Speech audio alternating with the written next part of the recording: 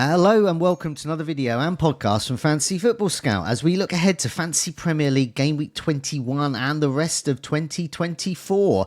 This is one of a number of videos and podcasts this week where we'll be looking at our FPL New Year Resolutions. My name is Joe and today I'm joined by Fantasy Football Scout's Chris James to find out what he will do differently this year. Chris, welcome. How are you?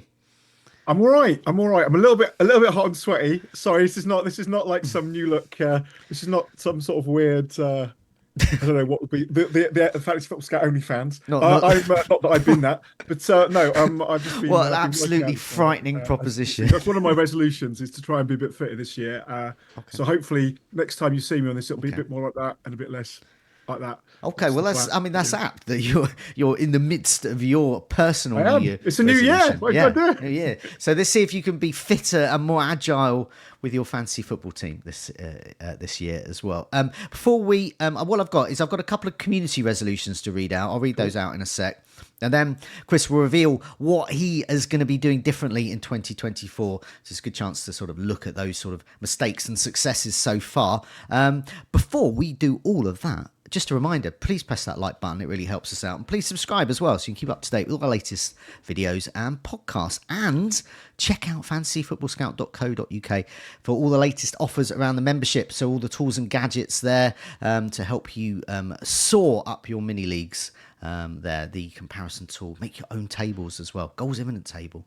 I always plug that. And okay, Chris, I've got a couple of community resolutions here.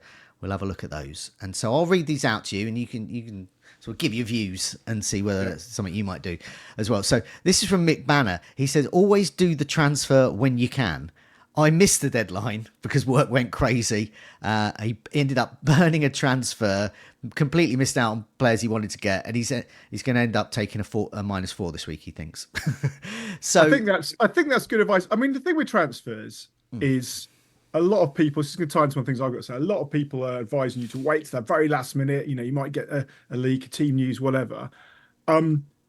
But I historically haven't done that. I've not necessarily gone super early, but I've kind of, looked at it properly a couple of days before the deadline or a day before the deadline. And if I'm kind of broadly happy with my decision, I'll just go then. Because precisely for that, there's nothing more frustrating than thinking having your strategy, know what you're going to do, and then you're seeing it play out, and you're seeing, that play get a hole, and you look at your team and go, I forgot to do that, and it's you play the Sky game a lot, and it happens more because you've got to change during the game week. Same with the Champions League one, which is I struggle with that. I must admit, doing that, I always tend to forget.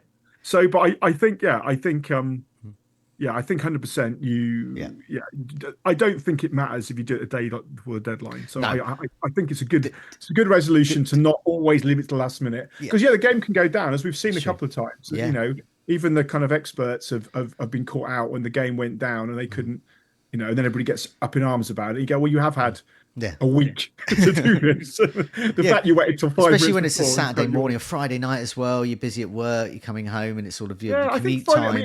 Obviously, Friday night does a bit of a pain, but usually Friday nights or first thing Saturday morning is often the time when I kind of put some time into it. You just finish the week and you're focusing it. Obviously, over Christmas and other periods like that, there's so many deadlines that you kind of. It's hard to kind of keep track necessarily. We lose track of the day. I mean, even yesterday, I was. What day is it? What day is it now? I don't even know anymore. I know that Christmas does that, doesn't it? It's suddenly, what is it? It's because it's like you're thinking it's Christmas Day or New Year's Day. What actual day is it? But so going with the Sky game. The Sky game do a good thing because you can do you choose a captain each day, and you can do transfers each day within the game week. So each day is a match day within the game week. I think the Champions League game does similar. Champions League's similar, but the Champions League's only ever 2 game days really. With the Sky one, they do quite a good thing where at the beginning of the week you can set your captains for the whole week. Okay. So that's a really good thing, and actually, if you forget, it does it automatically, and it picks basically the most expensive player, which is usually Haaland or Salah or whoever. Oh, wow. So it's quite good. So that's quite a nice thing. It's sort of using a bit of AI, maybe, or guesswork. So that's quite good. But sometimes I make a deadline a bit earlier than I should, maybe on a Thursday or a Friday, just because I know Friday's just going to be a nightmare for me work-wise. And you can do that. But yeah, lots of people get caught out by that. Here's another one. Early transfers can be beneficial early season. So this is gone, 2023 gone. But the longer the season goes on, information starts to trump that. And next year, this is what Wilshere is saying, next year I will attack team value for about the first 15 game weeks or so, and then shift gears to patience mode. So yeah, is that something? Do you think? Well, that's sort of counteracting what we've just said, isn't it? A little bit. But I think that the team value point is absolutely valid. I think a lot of people are quite early to. When I first started playing kind of fantasy, when I first started getting involved in Scout with Mark back in the day, I came into it going, oh, I played Telegraph fantasy. I'm a bit of a football expert. I'll know this. And then within kind of weeks, I realised just how out of my depth I was. But people going, well, which alternating goalkeepers are you using? And then the price thing, I didn't even get it when I first went. I didn't realise it was happening.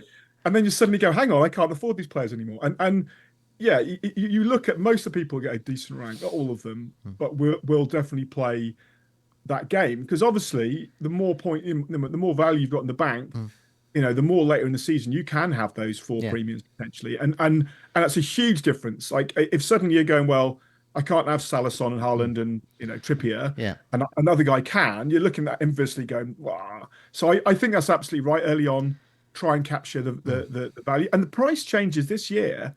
I don't know if it's just like recency bias, but it feels like they were more swingy, more aggressive in terms of the changes. I think they always seem every year. I think when you don't make the move, then it always seems more aggressive. But I remember one year. Yeah, the players I didn't buy always went up in value. Why is that? But I mean, a case in point this week. So Salah is off to AFCON. Bowen is a popular replacement. I'm considering getting Bowen in for Salah. I've already lost 0.3. If I'd have done that move at the weekend, I'd be 0.3 more in the bank than me, because Bowen's how much has Bowen gone up to already? 0.2. Bowen has gone up twice now. He went up last night, and Salah has gone down one.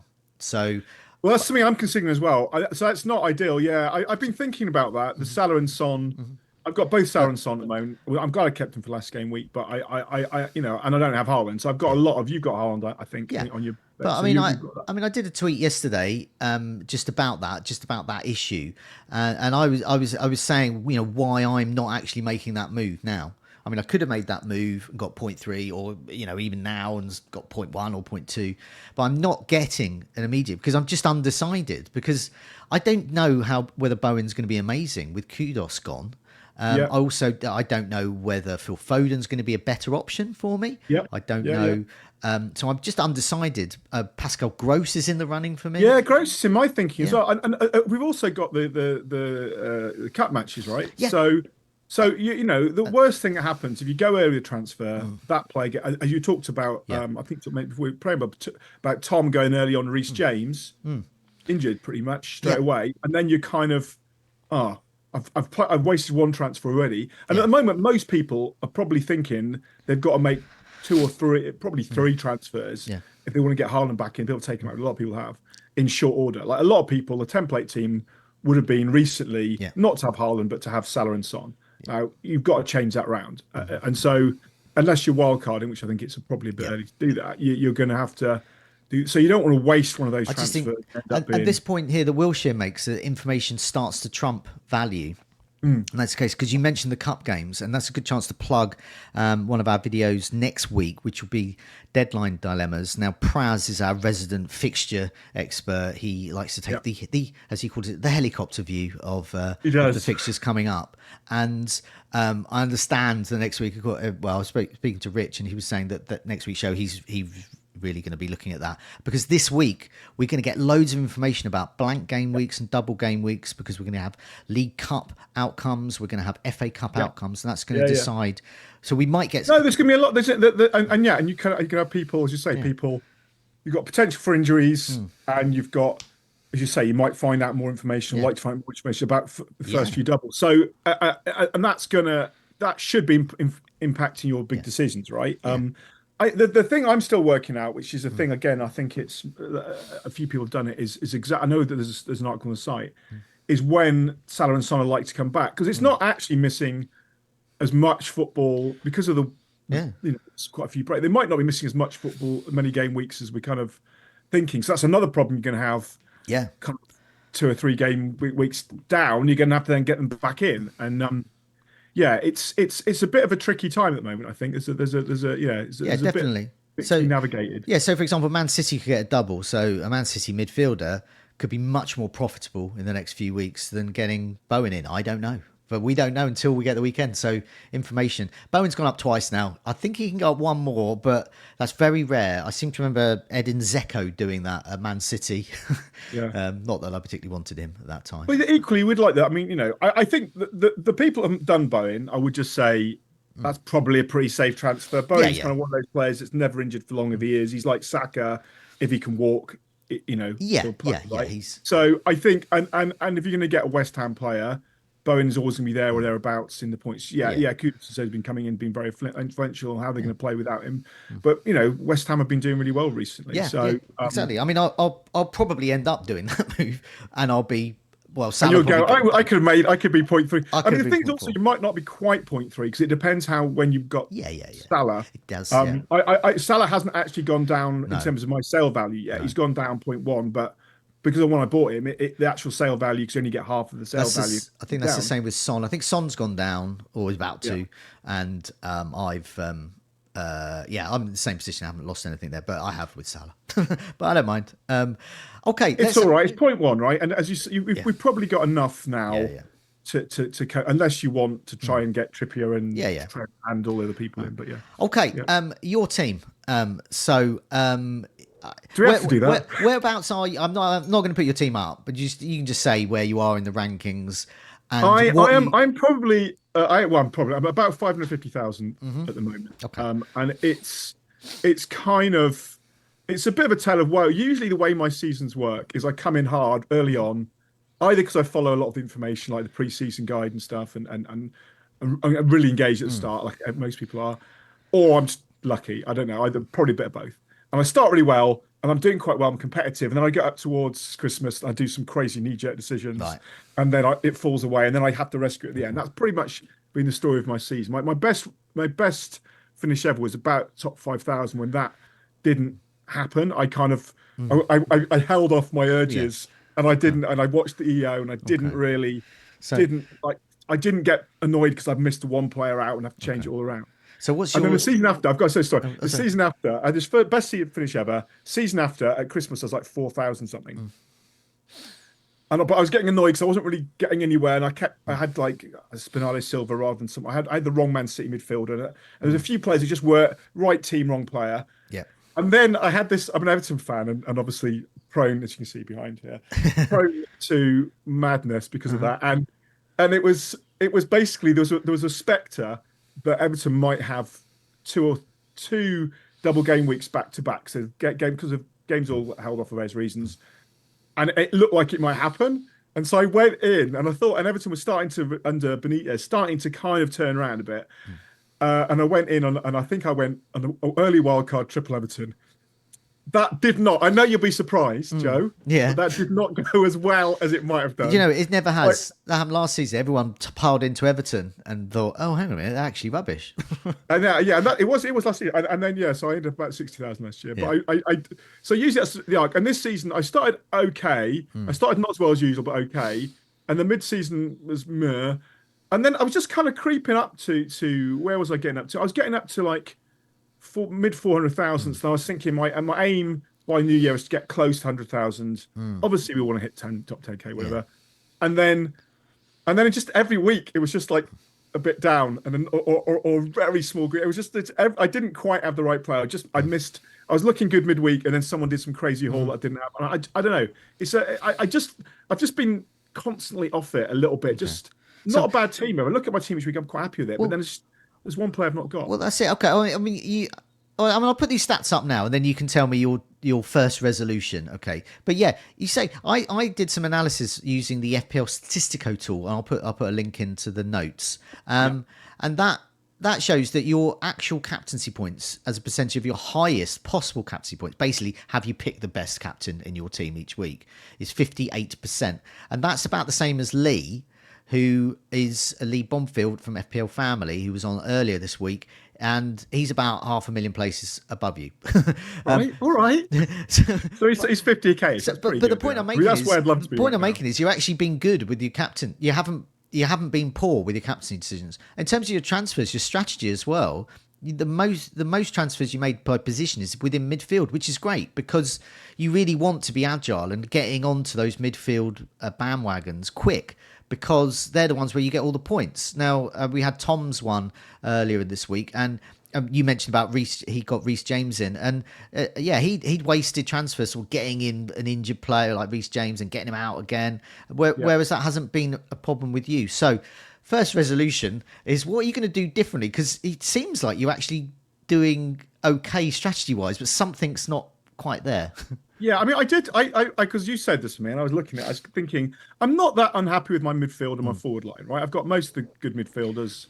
I don't always have the right one or back the right one that's captain, but 58% is a pretty good captaincy, right? That's better than throwing a dart. That's way better than me. Yeah, way better. Yeah. So I went through and did a bit of a points analysis thing, which I don't usually do, and this is definitely a thing I'm going to be doing in the future, like earlier on, because. And I looked at it, I was going, well, where is it failing? Because I think I'm doing all right, but I'm clearly not. And it's kind of defense and goalkeeper are both poor. And people, I would say, don't waste too much time and transfers focusing on your goalkeeper. It's a bit of lottery, blah, blah. And I haven't done that. I haven't really looked at this year. And I've continued with a failing defense. So my goalkeeper average points over the season this year is 2.3. Right. So who are your who's to blame? So I started with Pickford, which a lot of people did, which didn't work, right? I mean, Pickford had a better period later on, but I started with Pickford and Turner, and I went to Flecken and Turner because I remember Happy Days Brentford, and at the time Flecken was all right. And I've got 2 6-pointers, but otherwise it's 0 to 2 and occasional 3s. It's just I've either picked the wrong one or I've just not good. So that my first kind of resolution is to kind of avoid keeper calamities, is how I'm doing it. Give you a nice illustration. I've really got to think about the keeper a bit more. Yeah. And I know I can't make a change until I've sorted out midfield, but that is something where I've just kind of persisted with it and not really. So have you still got Turner and Flecken then? I moved to Dubravka. Okay. And then, of course, I didn't play Dubravka against Liverpool. Yeah. Why would you play Dubravka against Liverpool? That'd be ridiculous. And so who else have you got? So Flecken and Flecken. Oh, Flecken. So okay, yeah. So Turner, I moved from Turner to Dubravka when Turner stopped playing, right? Okay. Or round about that time when Turner was alternated for Forest, and we weren't sure he was going to play.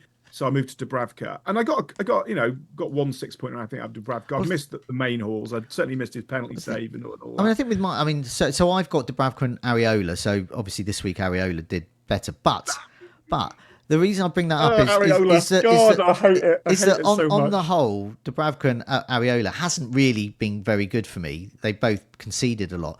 The best goalkeeper I've had this season, and I got rid of him on my Gameweek 8 wildcard, was Onana at Manchester United, that people will find strange. But he was the only one getting clean sheets. And I had him in the Sky. I've had him in the Sky game all the time. He's been great. Been pretty mediocre, but they were doing that whole thing they used to under Fergie. People forget how mediocre at times United were under Fergie. They just would be able to win 1-0, and that's what they were doing. But he's obviously can't have Onana's. He's got one more game, isn't he? Then he's off to the AFCON. I think he's off now. He's gone, plain gone. There's a confusion about that because I read something the other day that they've done some agreement that he would play the next game week and go on the 14th. Oh, maybe. I don't know. I don't know it's on our channels or somewhere else. So I'm okay. Right. Yeah. Do check Fancy Football Scout. So double check that because there was some discussion in the channels yesterday about whether Onana should be red carded or not, because there was a bit of a hoo-ha between United and in the National Federation. Okay. So first resolution is keeper calamity. So avoid keeper calamity. So I basically got to be more conscious of my keepers, I guess. Okay. And just stop putting it aside and see that that's an area. I don't have to be getting 6 points every week. I don't have to be getting all the hauls. But if I'm only getting 2s or 0s, that's not really enough. That is one part of your squad that's just not working. So I need to try and look at that. I'm not saying there are brilliant. I mean, Areola for you, if you've had him the last 3 game weeks, my God, that's huge. He's got like 30. Except I benched him twice. Okay, who could have got 30 points on that I period? could have got what I could have got, but that's why I liked Anana. I just played him all the time. And that Martinez. this segues into my second. You Oh right, see, okay, yeah. so do it to come together. Also, yeah. So don't ignore dodgy defense. So again, keep where I've lost my points, or where I've not got the points, has been keeper and defense. The average point per keeper is 2.3. The average per defender is 3.05. So it's Okay, about 3 points average okay. per game per player, which sounds great. I've had a few kind of holes in that, but like I've had like so many weeks where I've got like 4 points from the entire defense. Last week I got like zero. I think I had Gusto, Trent, and who's the other one? I can't remember, Shah or someone. I just like it was just nothing. And I've had a few kind of hauls, so it's kind of bounced out a little bit more. But I persisted with Anderson at Palace, who hasn't done anything for me for ages. Still in my team. Yeah, I know, but and early on, I just kind of had him at the wrong time, I think, Yeah. and I kind of went to him a bit late, and it was too. And then Palace had a bad form, and I've just not really paid enough attention. I've just kind of I've kind of looked at it and go, well, my midfield's smashing it, so I don't really need to worry about these things. And that's obviously a transfer issue. But I didn't go with Trippier either. I never went Trippier. I went Trent, and that's been good. But Trippier, I never went, and I had Shah and Botman at one point. And then Botman got injured, and then I didn't go to Lascelles or anything. I had Shah, and Shah has just basically been the unluckiest. So he's the guy that goes off when they get a clean sheet. So kind of gets going back to your stats there. So in reverse of what Tom did, Tom spent a lot of time on defenders too much, but getting the sort of wrong ones in. You sort of need to spend more time on your goalkeeper and defender. Just one goalkeeper transfer. So and defense as well. 5. So in your case, it's the reverse. You needed to pay a bit more attention to it. A little bit more balance. I don't think I'm going to swing it entirely because, as you rightly said when we were talking, like the maximum points are likely to come from midfielders and defenders, right? Midfielders and forwards. But the defenders, and this year, and I think it comes a little bit down to the extra time as well. I think defenders. Yeah. I don't know if he's looked at it, but like there seems to be a lot more late yellow cards. There's a lot less. It feels like there's less clean sheets. That could be nonsense, but it feels that way. I think because you play an extra 10 minutes, it seems to be every game. If you add extra first, maybe more, then that's when the legs are tiredest and when last ditch challenges come in and when you're more likely to get a card, and it's more likely defenders that are staying on the whole match, right? So I feel there's something in that, but I also think I've just not. I know that I've not really cared about it. Okay, so defenders, have you got Pedro Porro in your team? I don't know. Right. Okay. Get him. Have you got Alfie Doughty in your team? Oh, so I have to say, I've already in polite conversation, I have given you the props for this. Incredible! What a pull! What a call! But you're just like I was going. What is that Luton defender? What is he doing? The reason I mentioned them, he scores his first goal next week. Unbelievable. So the reason I mentioned those two players is because they're the ones that I enjoy owning, so I get more fun out of it. It's a fun game. Because they're attacking, right? I mean, it's like having Rich James. You're getting him and Trent to a degree. You're getting them and Trippier, I suppose. They're defenders you get as much for their attacking. Exactly. So I don't expect a clean sheet from either of those two players. Yet they're in my defence. But I will. Luton will have a period every game, no matter who they play, of 30 minutes where Alfie Doughty will unleash about 1 million crosses. One of them will result in a goal. So he'll get an assist at some point or get near to it. Pedro Porro is constantly attacking, constantly shooting, crossing, and while Maddison's out, he's on set pieces. So the reason I mentioned those two is they're a really good way of beefing up your defence. No, 100%. And I'm aware of. I'm certainly aware of Porro. I was only aware of Doughty because of you, and then following up afterwards. I wouldn't have really twigged it, to be honest. So that's that. There are two players, but it's that. So perhaps that would help with that resolution with you. Is to go for.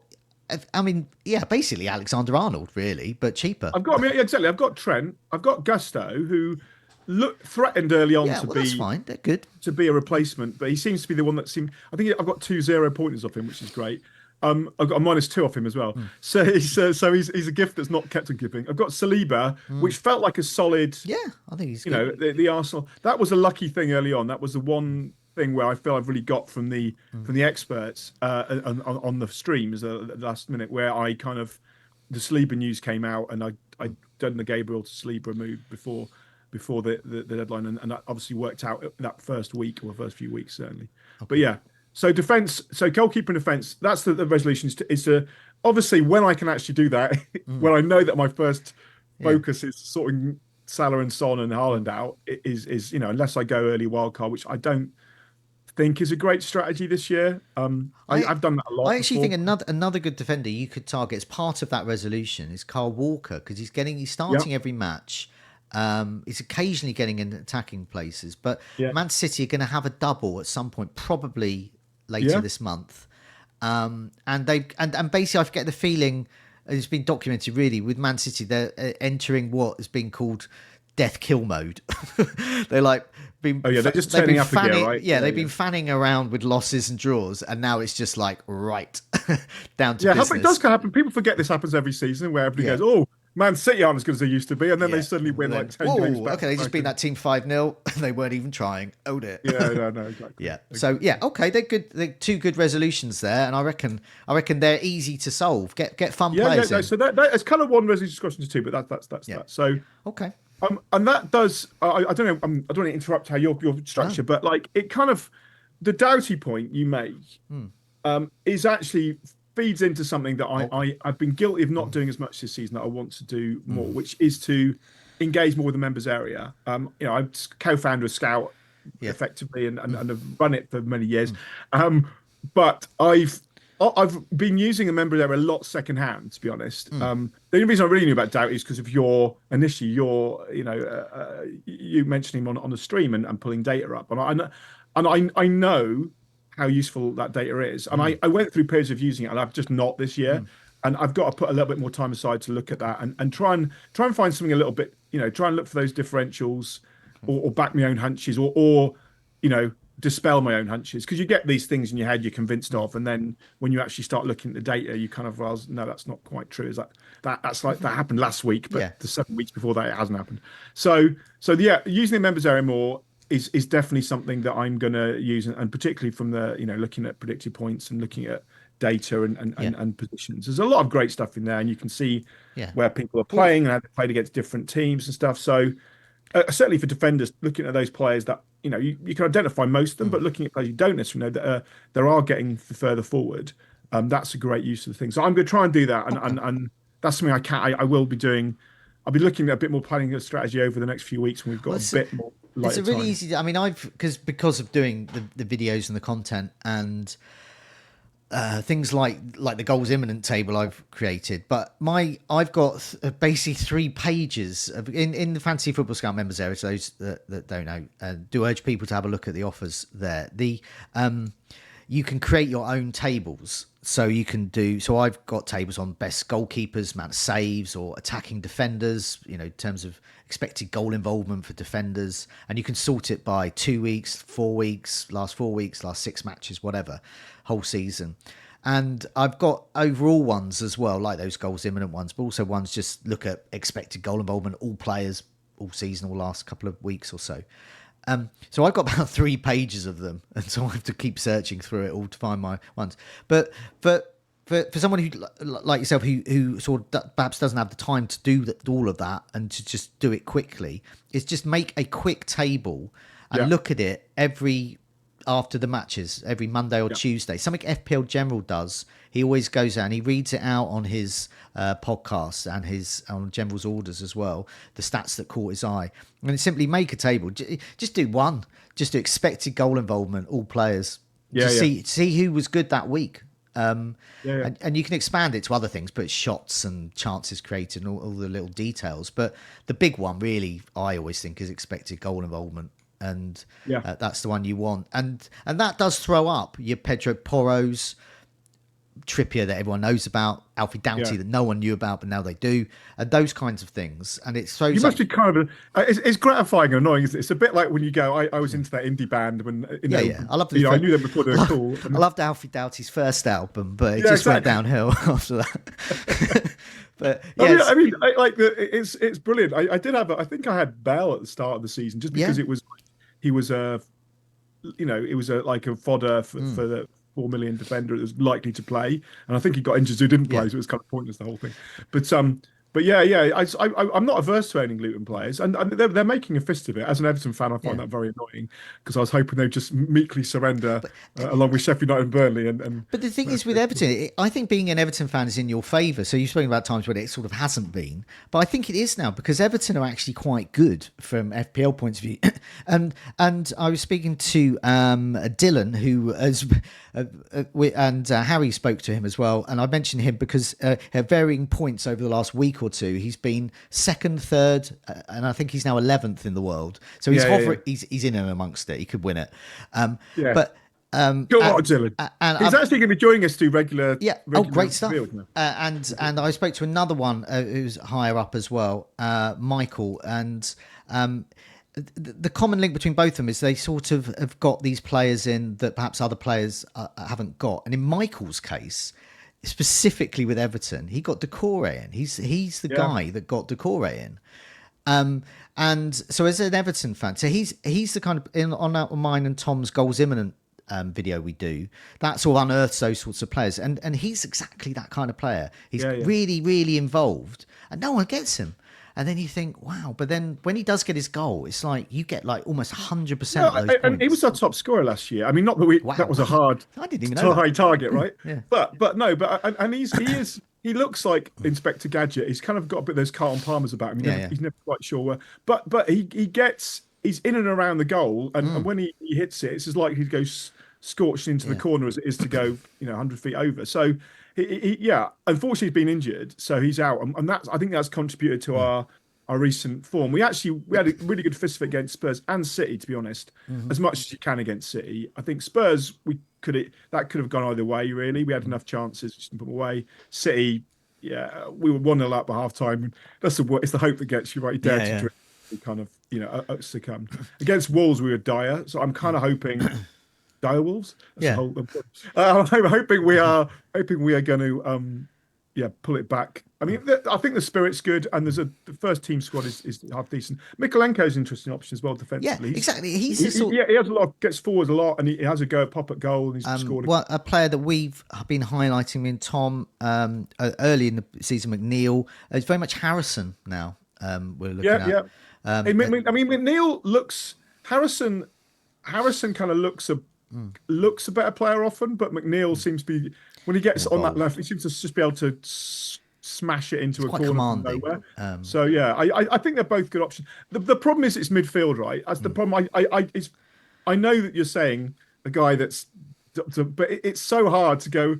I'm going to get Palmer. Well, is a tip. Maybe now with two heavy hitters going out, it's a time to a good right. Here's a good strategy that me and Tom both do. Rather, Tom did it first, and I copied him. But it was something years ago. We did a Meet the Manager video. I did it with Tom, and his main takeaway is midfield. Don't mess around. Get your premiums, get your template, but have one spot that you play each week, which is your risk. Which is your low owned, which is the one that no one's thinking of, and keep it like. And that's something I've done each year. So I've done this season. So I've got your Sons and your Salahs and all that business, but I've had a Dingra. I've had Neil done well for you. He did well. And on that theme with Brighton, a bit like with Everton, they tend to get ignored by fantasy managers, so their ownership is low. Pascal Gross was the highest scoring Brighton midfielder last season. Going under, it's just boring FPL point accumulation. But he was. Is he on set pieces as well? Sometimes he's on corners and free kicks definitely. Yeah, I've had Gross in previous years. I think maybe the best year ever. I remember, and I think ticks along. Everybody gets very excited by Matoma. This year I've owned Matoma and I've owned Ferguson. I started off with João Pedro, who looked great and then just didn't play. Looked like he's got first week at some point, and then you couldn't predict when he's going to play. Same with Ferguson. I kind of got him in as I think it was our FFScout picks thing, and he's just not. You just don't know if he's going to play or not. So okay, I mean, just on this theme, really. I don't know if you had another resolution because I can. I do. I have sort of two more, but I can. Okay, yeah, go for it. I was just going to quickly say, just on that point with what you were talking about, getting smarter with sort of data and my sort of tip, which I hopefully you go for, is something is do have a player, do have a Decore, have a space in your team for a Decore and a Dingra or whatever, and looking at the fixture ticker on Fantasy Football Scout in the members area, sorted by difficulty from now until Game Week 27. This is currently, without blanks or doubles that we know about. Brighton are top, so so your likes of Pedro, Gross, good. Aston Villa are next as well. So Douglas Luiz, these sorts of players. I had Diaby a lot of the time, and then he just kind of went off the boil. Weirdly, Sheffield United a third as well. So they might McAtee is really good on loan for Man City. Yeah. Really good. Yeah. Liverpool, you got your Jota. No one's got Jota. I mean, there's players there who are quietly doing well and are low owned. But anyway, what's the next one then? Can we just break 1 second? Oh yeah. You might have to stitch this bit just because. I can't. I've just noticed my power's getting red. I can't actually break your stitches. So can we just kind of roll through it? Okay, if I break off. So very quickly then, 2 things. Kind of the same thing. Back punches more, not the herd. That kind of goes with what you're saying about having a thing. My best season ever, I got into live FPL a lot, and the EO curse, where you just when you're doing quite well as well, you panic about taking risks and that. So, and I think I've overdone that. Okay. And now when I think I've got an instinct to go somewhere, Decore was people I was looking at. There's a few different other players I've looked at. I haven't moved to, and I've got but that could be a big return. But then I'm going to lose this player who's so highly owned at the halls. I'm knackered. So that's definitely So don't panic about EO. Okay. And back hunches. And the other thing is kind of not, I won't say knee jerking, so it's a bit boring. None of us should knee jerk, it's a terrible thing. But do not make deadline changes based on influencers. Yeah. Now, obviously, we're an advice site and fans of the game, but so many times I've kind of been sitting there, had my team lined up, and I've watched some of ours or someone else's feed at the last minute, and I've gone, oh God, and they've gone, oh, so-and-so, haven't you got, and I've looked at their team, gone, I haven't got him. And suddenly I've changed either my captaincy or and I just those last minute decisions almost always bite you in the backside, or maybe you only remember when they bite you in the backside. But I just have a bit more courage, convictions, and not be kind of swayed. Obviously, if it's a team leak and you're absolutely certain your player's not starting, that's one thing. But if it's just like, oh, all the influencers are backing blah blah this week, and you're going, well, I'm sure so and so, Son's going to outscore him. Why am I had Son? Why am I going to Salah now? Then I think that is something I'm going to try and not be influenced by. Yeah, definitely. Essentially, it's play your own game, but also have a Decore state of mind. In your case, a Decore state of mind, which is a great team name. So that's it. That's it for me, really. I think. Yeah. So, okay, brilliant, excellent. These are really good resolutions. I hope we've given everyone a lot of advice. I think they chime with a lot of people, and also hopefully we've got some tips for people as they go ahead for Game Week 21 and 2024 in general. Chris, thanks so much for joining me. They've been a great bunch of resolutions there, and hopefully they're put in action and you shoot up the rankings. I almost certainly won't. Okay. But thank you for that. Okay. Yes. Thanks a lot for your time. See you soon. Cheers.